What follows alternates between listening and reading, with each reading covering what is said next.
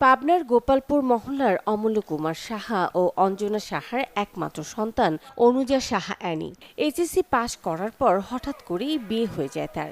কোলজুড়ে আসে একটি ছেলে সন্তান। স্বামীর ব্যবসায়ী অবস্থায় নেমে আসে মন্দা।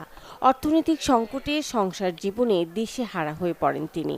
এর মাঝেই এমএসসি পাশ করে বিভিন্ন স্থানে চেষ্টা করেও জোটেনি একটি চাকুরি।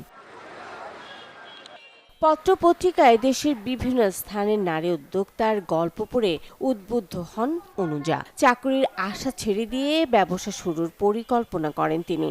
মায়ের সহযোগিতায় ১,০০০ টাকা পুঁজি নিয়ে ক্ষুদ্র পরিসরে খাবারের হোম ডেলিভারি সার্ভিস চালু করেন তিনি। তারপর থেকে ঘুরতে থাকে ভাগ্যের চাকা। ১৪ বছরে আজ তিনি একজন সফল ক্ষুদ্র নারী উদ্যোক্তা। বিসিক যুব উন্নয়ন মহিলা বিষয়ক অধিদপ্তর থেকে ক্ষুদ্র নারী উদ্যোক্তা প্রশিক্ষণ নেন। এর মধ্যে মায়ের পরশ নামের একটি রেস্টুরেন্ট করেছেন অনুজা। দরিদ্র মানুষের স্বল্প মূল্যে খাবার বিক্রি করে সবার কাছে পরিচিত মুখ তিনি। পড়াশোনা শেষ করার আগে থেকেই মনের ইচ্ছা ছিল যে কিছু করব, নিজে প্রতিষ্ঠিত হব, আর আমার জন্য আরও দুস্থ যাতে 5টা মহিলা কিছু করতে পারে, সংসার চালাইতে পারে, অর্থ উপার্জন করতে পারে। এর জন্য আমার প্রথম থেকে ছোট থেকে একটা ইচ্ছা ছিল। এর থেকেই আমি চাকরির পিছনে না ছুটে ব্যবসাটা শুরু করি। প্রথমে ঘরে বসে পিঠা ড্রাই ফ্রুট টাইপের নিমকি, পিঠা, চানাচুর এরকম মাত্র ১,০০০ টাকা দিয়ে প্রথম যেদিনকে আমি শুরু করি সেদিনকে শুরু করেছিলাম। সে অনেক পরিশ্রম করতেছিল। পরিশ্রম করার পর দেখলাম প্রচুর পরিশ্রম করার কারণে তখন আমি ওর পাশে থাকে, হেল্প করি, সহযোগিতা করি, এভাবেই আগায় নিয়ে যাচ্ছি ওকে। চাকরির পিছে না ছুটে অন্যের উপর নির্ভরশীল না হয়ে নিজ পায়ে দাঁড়ানো ও স্বাবলম্বী হওয়ার গল্পে পাবনার অনুজা সাহা অ্যানি একটি উজ্জ্বল দৃষ্টান্ত। আমি মেলা শুরু করলাম। বিসিক পণ্য মেলা থেকে শুরু করে বাণিজ্য মেলা, নারী উদ্যোক্তা বিভিন্ন মেলা শুরু করি। এর মাধ্যমে আমার পরিচিতিটা লাভ হয়। তারপরে আমি হোম ডেলিভারি শুরু করি। বাসায় খাবারের বিভিন্ন প্রোগ্রামে হোম ডেলিভারি করি।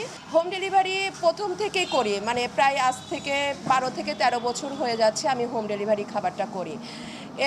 হোম ডেলিভারি যখন আমি দেখলাম যে চাহিদাটা বেশ ব্যাপক, আর আমার মেলার মাধ্যমে পরিচিতিটাও হয়েছে, সবাই আমার খাবারটা পছন্দ করে, তখন আমি করোনার সময় 2021-এ সম্ভবত আমি এই যে মায়ের পরশ 7 থেকে 8 জন শ্রমিক কাজ করে, সঙ্গে আমি এবং আমার হাজব্যান্ড তো থাকেই, মাঝে মধ্যে আমার বাবা, আমার মা সবাই আমাদের পরিবারে হেল্প করে আমাকে। আর মান্থলি হয় সবাইকে সবার সংসার চলে যায়, এটাই। আর এই মায়ের পরশটাকে আরও বড় করার ইচ্ছা আছে, আরও শাখা করার ইচ্ছা আছে।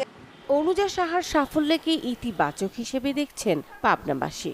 মানবাধিকার কর্মী হিসেবে আমি সবসময় তার পাশে ছিলাম এবং অনুজা সাহা অ্যানি আসলে পাবনার সকল উদ্যোক্তাদের অনুকরণীয়। পাবনায় কোনো নারী উদ্যোক্তা ছিল না, এই অনুজা সাহা অ্যানিকে দিয়েই সকল নারী উদ্যোক্তা তৈরি হয়েছে। আমি মনে করি অনুজা সাহা অ্যানি পাবনার একজন কঠোর পরিশ্রমী নারী উদ্যোক্তা, আর এই পরিশ্রমে তাকে তার সফলতার গল্প দেখিয়েছে। সে অত্যন্ত একটি সফলতার সাথে কাজ করছে বা করে যাচ্ছে। আমাদের নারীদের জন্য একটি খুব সফল এবং অগ্রগামী একটি কাজ। পরনির্ভরশীল না হয়ে আত্মনির্ভরশীল হওয়ার হাজারো গল্পের মাঝে অনুজা সাহা অ্যানি একজন সফল নারী উদ্যোক্তা। তার সফলতা ছুঁয়ে যাক হাজারো নারীকে, এমনটি প্রত্যাশা সবার। Desk report, channel 24।